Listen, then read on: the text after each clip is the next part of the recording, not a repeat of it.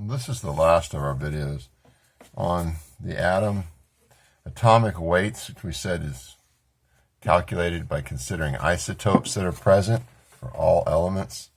Elements are not just like John Dalton thought, the same all the way across the board for a pile of a particular element. Within that pile, there's isotopes. We had to consider that with the last discussion. And for this discussion, we're going to look at taking that concept of a mole and moving like a bridge from the microscale to the macro scale or the other way. We can use that concept of the mole. The mole is 6.02 times 10 to the 23rd. We can use that to solve a lot of problems. So let's kind of define the term mole and look at how we can use it. So a mole is just a chemist's dozen. It's a very big number, but it's still just like a dozen. It's the same. It's a unit of that number. It's like a dozen is 12. Well, 6.02 is 10 to the 23rd, or 6.02 times 10 to the 23rd. So it's just a very big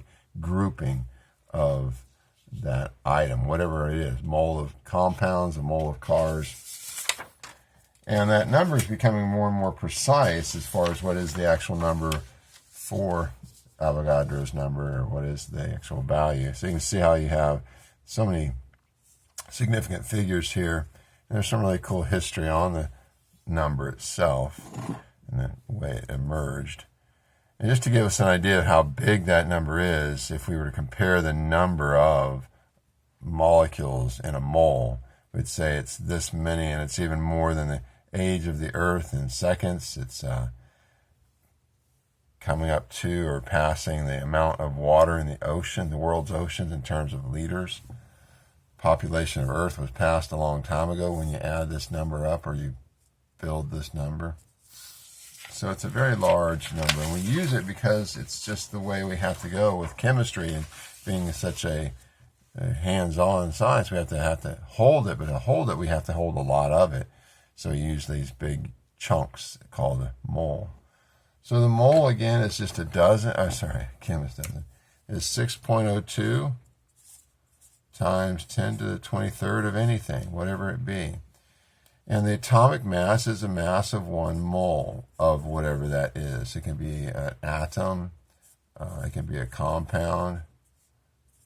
We can have a mole of anything, but in this case, it's saying atomic mass, not molecular mass. If it said molecular mass, then we'd think compound. But when it says atomic mass, it's the mass of 1 mole of that atom. Again, those atoms have isotopes representing them, not just one type of atom. It's going to be the isotopes in most cases. So we can use this concept of mole to convert number of grams to number of moles of that something, whatever that. I'll just draw a pile here of some element. We'll say Au, gold or something. We can say, hey, you know how many grams of this gold I have, and then we can use the molar mass, the mass of 1 mole of it, to find the mole amount. We can use the atomic mass that we know as a value, as a conversion, to find moles. But we can also use moles to find number of atoms. We can do that to get us down to the number of actual atoms. And then we can make the jump completely. If we want to go 2 steps from grams to moles and then moles to atoms, we can have a 2-step conversion. All right, so this is just dimensional analysis that we're going to start to put together for a lot of problems. We're going to be solving problems going across what we'll call the mole bridge. So for the easiest one, we consider just a chunk of some magnesium here. We have a chunk of it, and we know how much it weighs, but we want to know how many moles that represents. So what we can do is we can say, well, I'm going to take the amount that I have in grams, and I'm going to convert that to moles using sort of that expanding the ratio. We can say, well, I know this is true. 1 mole of magnesium by the periodic table says there's 24.31 grams in it. But I don't want to know what 1 mole weighs.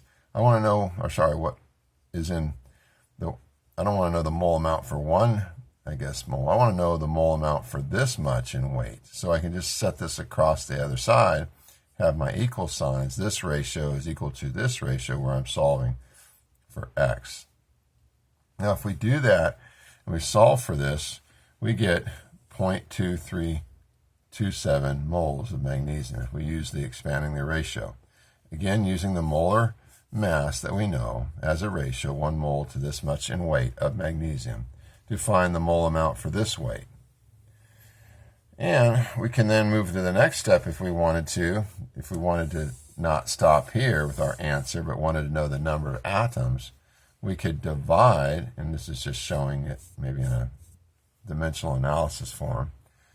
We can take and multiply, this by the 6.02 times 10 to the 23rd magnesium, atoms of magnesium, making sure, again, we cancel our units as we move across. Now, this is just mixing two ways in which we can solve the problem. Expanding the ratio to find moles, but if that's not the place to stop, we could also go further and multiply it by the number of atoms in 1 mole.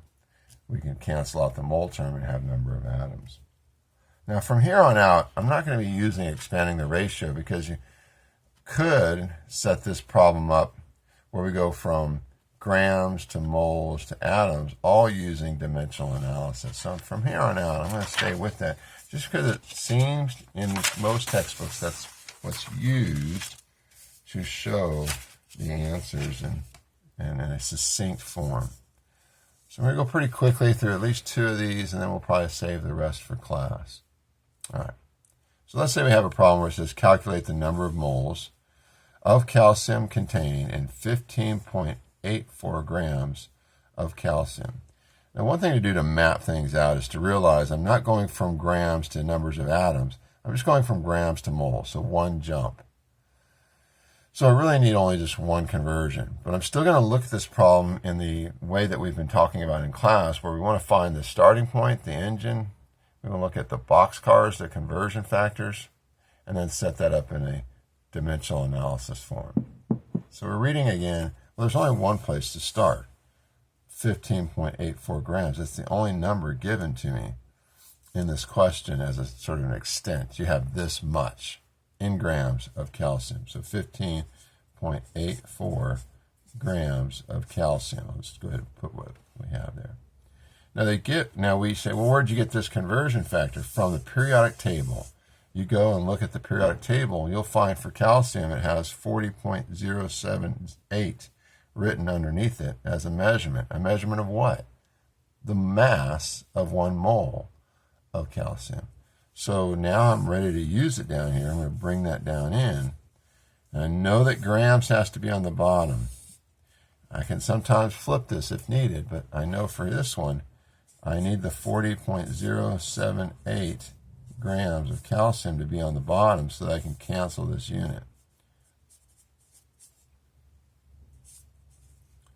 And we're ready to solve our problem here, just having one conversion. So I'm going to take my 15.84 and divide that by the 40.078. And I get 0.39.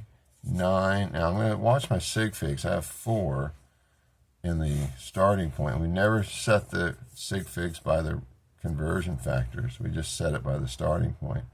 And it's 5.229, so it's just going to be 0.3952, and this would be moles of calcium. Let's do one more. In this case, we're going to take and look at molecules or compounds in our next problem. Remember, a molecule or a compound it has to be, if it's a molecule, 2 or more atoms put together, 2 or more. It doesn't have to be the same or different, just 2. That's for a molecule. But we know for a compound, it has to be 2 different atoms. So when we say a molecular compound, we typically mean we have more than 2 things coming together, but they're different. So this oxygen is different from the hydrogen, and we have a ratio of 1 of these to 2 of these. So this is H2O. It's a molecular compound because it bonds covalently to give us more than one thing in our hands. It's two atoms bonded together. It's molecular. And it's a compound because they're different. Water has an H and two H's and an O. And we said an ionic compound is just a particular ratio. It's not the same idea as far as a unit, like water is a unit for H2O is a unit for water, but it's still something we can use to describe an ionic compound. So if we ever need to find molar masses, we add up in the periodic table 1 oxygen plus 2 of the hydrogens to get the molar mass of water. We have to add up just the atomic masses of what's in that molecular unit. Same thing for our salts. So we'll go ahead and just look at one of those. If we, again, remember all the atomic masses sometimes have to be added up just to get to what you have as a compound. So for example, we just said for water, we would add up the 2 hydrogens and the 1 oxygen. We would take 1.01 for hydrogen and times it by 2, and then add up, or add to that, the 16 grams for the 1 oxygen to get the molar mass of water. So I think that's pretty straightforward. We're just adding up the atomic masses to find the molar mass.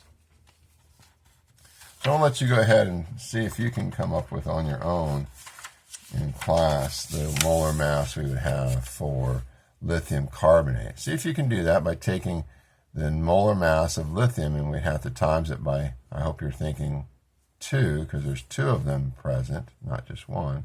Carbon, there's only 1 present, but oxygen, there's 3 present. So try this on your own, just to take the atomic masses from the periodic table, times it by this number that's been associated to it, 2 lithiums, 1 carbon, 3 oxygens, add those all together, and see if you can come up with the molar mass of lithium carbonate.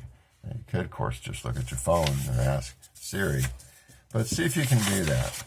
I'm going to skip the next 2 slides, just talking about conversions or talking about the molar mass needed. We'll skip this and come back to this one in class also. It's just asking for a conversion between moles of this miltefosine and asking for the moles of something in it. Like we can say, hey, there's so many carbons present within this. Well, let's just do this one. I think it's pretty straightforward. The subscripts in the molecular formula for miltefosine express the ratio of atoms or moles. So we can say these are the subscripts telling us 21 carbons, 46 hydrogens, 1 nitrogen, 4 oxygens, and 1 phosphorus.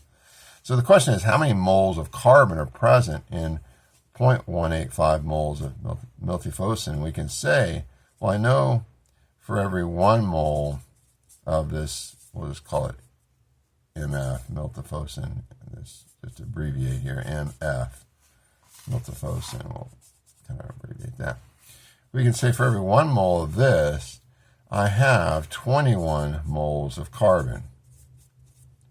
So we can just set up an expanding the ratio problem. So now for 0.185 moles of this MF, what's my moles of carbon? And we can just cross multiply and find what X is, the number of moles of carbon, not in 1 mole, it'd be 21, but in 0.185 moles of miltefosine. See if you can come up with that on your own also. So I've given you 2 problems to solve.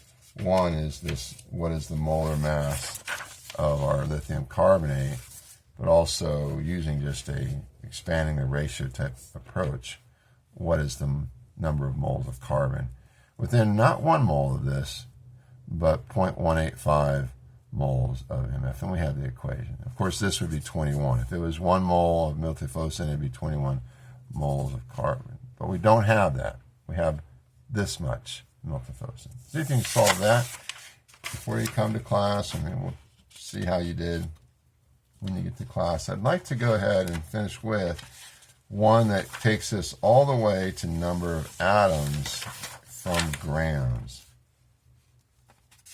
See if I can find that. Yeah. Now I'm going to jump all the way to number 7. It's our last problem, and we'll do all the ones in between in class. Okay, this is a good one. It's the hardest one, and that's the one I want to put to video as we close. So it's asking number of oxygen atoms of calcium contained in 15.84 grams of calcium carbonate. So we're taking grams to number of atoms. And that we need to remember we're going pretty long in our journey through a conversion problem. We're going from grams to moles, past maybe the moles of, within this, moles of something within this. It's oxygen atoms. So calculate the number of oxygen atoms, not calcium. And we're going to have to take then from grams to moles of calcium carbonate to actually moles of oxygen within that to atoms of oxygen within that. So it's a little bit of a jump and a journey. Grams to moles of that compound, moles of oxygen in that compound, and then atoms of oxygen, of course, that are present within that moles of oxygen. So we start off still with 15.84 grams of calcium carbonate because we know that's our starting point. It's what is the extent. It's the substance of what we're trying to convert. But we also know that we're going to take the molar mass for calcium carbonate to get our 1 mole of calcium carbonate. We have to find the molar mass. So I'm going to go ahead and just take and do that. We're going to use the periodic table. Our calcium, carbon is 12. Our calcium, if you look for that, it's 41.08 or 40.08. So I'm just going to put that here as for calcium. It's 40.08. Carbon, we said, is 12. There's only one of those. It's 12.01. And then oxygen is 16. We'll say for now 16.0, but we're going to times that by 3 because there's 3 of them. So we're going to add all this up to determine the molar mass of calcium carbonate. So we have our 40.08 plus 12.01. It's just one of these and one of these, plus our 16 times 3. We get 100.09 as far as our grams of calcium carbonate. We're then going to move from moles of calcium carbonate, that's supposed to be a CO3, to just moles of oxygen, because it's wanting us to get down to not numbers of calcium carbonates, not moles of calcium carbonates, but numbers of oxygen atoms within this gram amount of calcium carbonate. So we know for every 1 mole of the calcium carbonate, we have 3 moles of oxygen. That's not where we want to stop. We don't want to stop there. We want to know the number of atoms. So we take the 1 mole of oxygen and we say that is equal to 6.02 times 10 to the 23rd atoms.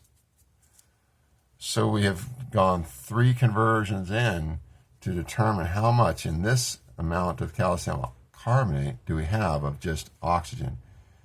So I'm going to stop there for the sake of the length of this video and say this is the chemistry. We've set up the dimensional analysis, and we would just solve for x by multiplying 15.84 times 3 times 6.02 times 10 to the 23rd. And then after getting that summation, we would then divide by 100.09. We'll go ahead and I'll show the answer in class and how to work with. If you have a scientific calculator, you'll need to use this scientific notation. We'll show what the answer is, but that's how we set it up. Thanks. Bye-bye.